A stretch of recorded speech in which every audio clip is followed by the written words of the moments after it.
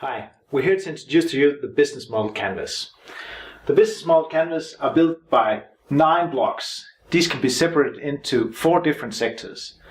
The one in the middle here is what we call offerings. The one out here is what we call customers, who is facing the customers. Over here we have the infrastructure of the company, and down here we have the financial part of the customer, of the business. We'll begin with the value proposition. The value proposition is what is unique for your company. That is the offering you have to the customer that gets the job done. It can have different elements, but at the beginning when you work with the business model canvas, it's important that you know that it is hypothesis for value propositions you put up here that you then go out and test with real customers. And to exemplify this for you, we work with a team, a startup team that are trying to build an electric longboard. They have the assumption that this electric longboard will have a value proposition to their prospective customers that will close a transportation gap between train and some kind of destination, for instance, a workplace.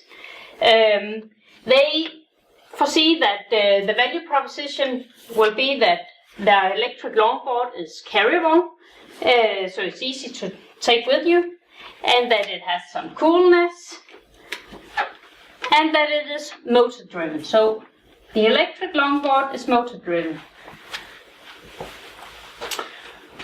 We now go from the value proposition over to the customer segments.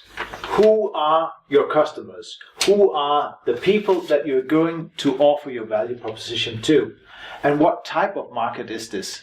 Is this a mass market where you are engaging with a lot of people, or is it a small niche for a single type of persons? The aim is here for you to zoom in on all the individuals that will benefit from your offering. That could be also a user, but also a payer. It can be separated into different areas.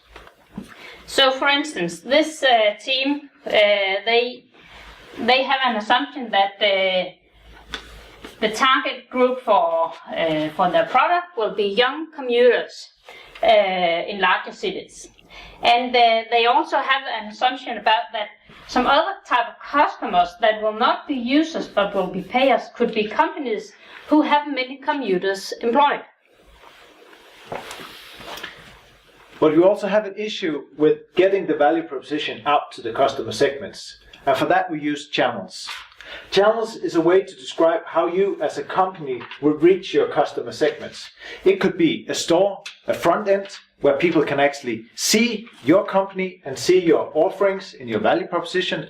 But it can also be through engagement through social media or anything else that can create awareness that makes it possible for you to present your value proposition to your customer segments.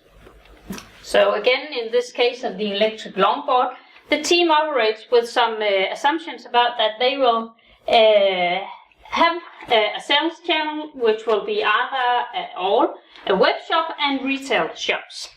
And having a retail, or they will have their own warehouse, and from their own warehouse, GLS, it's a distribution channel, will transport the longboards to the parcel shops where the customers will pick it up. They will also have distributors who will transport the longboards to skater shops to be sold in retail. They will communicate with their through channels such as ads and advertorials in tech magazines. So tech magazines will also be a channel to reach and communicate their customers. Now we have the channels, we also have some feelings or emotions to connect between the company's value propositions and the customers. And we can do that in different ways. We can use like a personal assistant, a person who is actually telling about the product, is presenting the value proposition. We can also target our customers in a way where we have like a self-service solutions, like a web shop that has so much engagement with the people that they actually are willing to buy the product based on what they see on our media or web page, or we can have like the possibility to create communities where a whole lot of people that are not working for us are actually carrying the message of our company out to new customers. Different ways to reach your customers has to be defined in customer relationships. So in our case example here, the team behind the electric longboard, they have an assumption that first of all they will have some direct personal chat service on their web page in terms of the online sale. Then they will have some indirect personal customer service at the retail shops. They would like very much to build a co-creative community together with commuter associations. And should the longboard break down, then they want to have some indirect customer service in terms of repair of longboards. And now we are jumping from the customer part down to the financial part and talk about revenue streams. How will we as a company actually create a revenue stream based on our offerings here? And there are many possible ways of doing that. We could actually sell our, in this case, longboard. We can also license it to people. People could rent it. Or we can make new offerings in a way that people can actually use it and perhaps have advertising based on the back of the longboard. Many, many ways to create values. But as again, as with the value propositions, hypothesis at the beginning, go out and confirm your hypothesis. So what the team behind the electric longboard should go out and test is whether people they want to buy these longboards through direct online sale, and also whether the commuters are interested in leasing models. They also need to go out and test whether skater shops actually want to sell this electric longboard at all. And then they have an idea about these companies with many commuters, whether these companies could be interested in making subscriptions and then offering the longboards to their employees. And now we're moving over to the infrastructure of the business. And the first one we will look at is key activities. What are the most important activities for our company to create the value proposition that can go out and reach the customers and create the revenue streams? And in case of the longboard, we need to produce some longboards. We actually need to have a setup where we can go out and either by ourselves create a company that are creating the solutions, the longboards, but also distributing them out to our channels. In this case, we were going for something with a GLS solution. So key activities, how to make the solution that gets the job done. So, of course they need to develop the electric longboard. They haven't done that yet. They are on their way to it. So longboard development is a key activity. If they want to have a web shop as a sales channel, then they also need to develop a web shop. They need to package and ship their goods, and they also need to create some customers. So that's a key activity also. Down here in key resources, we can put in a lot of stuff. That could be a special IP that we have in connection to the creation of a longboard, something that actually are of value to the company. It could also be the people that are working in the company that we put in here. We have special skills in that company, put that in the key resources. But it can also be buildings, facilities, anything that actually have a value for the company. So, in the case of electric longboard, the team actually have a patent on the transmission from the electric motor to the wheels.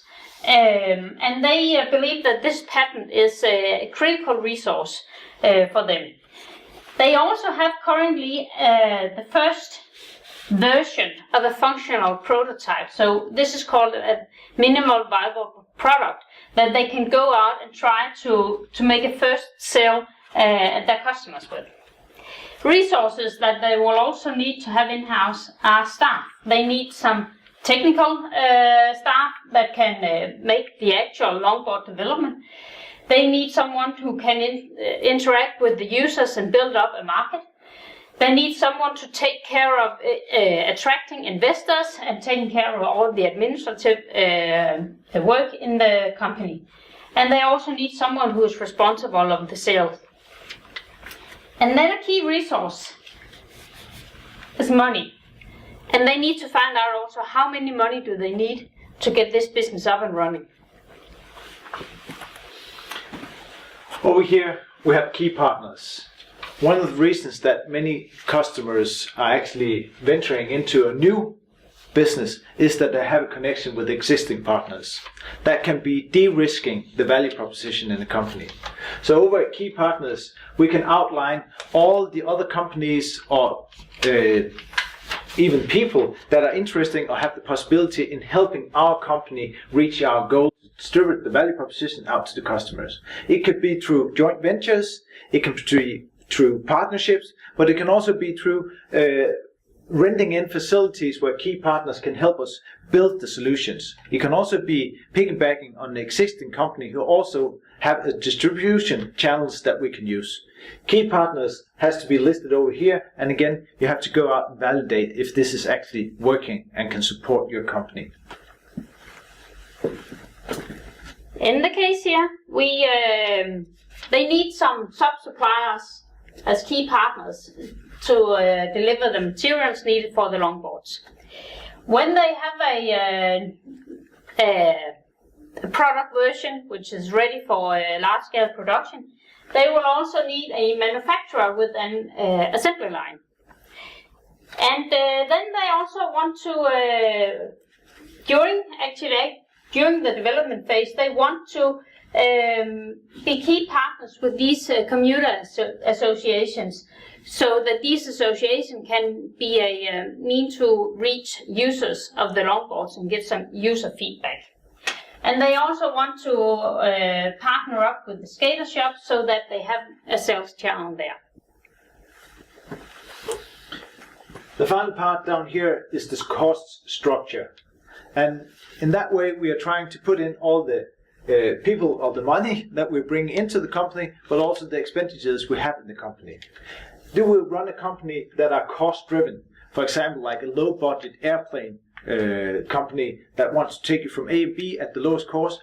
Or do we have a structure over here that are more value based, where the offering is because that you're actually creating value in a new way for a customer, and that means that they are willing to pay a bit more than used to for supporting your company?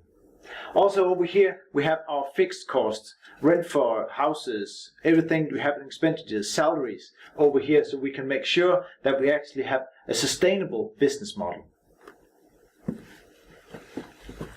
So this team behind the electric longboard, they will first of all have some development costs. They will have some cost for housing. They need to be somewhere to sit and work and develop the longboards. That means that they will also have some salary cost because they can't continue staying entrepreneurs without salary for very long. They need to spend some money on developing this web shop. That's an assumption, because maybe they can use someone else's web shop. Maybe they won't need their own web shop. So that is still an assumption. Remember that. It's also an assumption to their business model that they will need their own warehouse space. And how much that will cost is something they need to figure out. It's important when you look at the business model canvas that you make sure that it's a tool that is going to be changed during the process of actually creating this business. You put up assumptions in the beginning, you go out and validate these assumptions, and at one point of time you conclude that this is the real world that your business is going to move into, and that is why you take these decisions that you do. So it's a tool, but it's also a tool to monitor your progress in your business. Good luck with working with the business model canvas.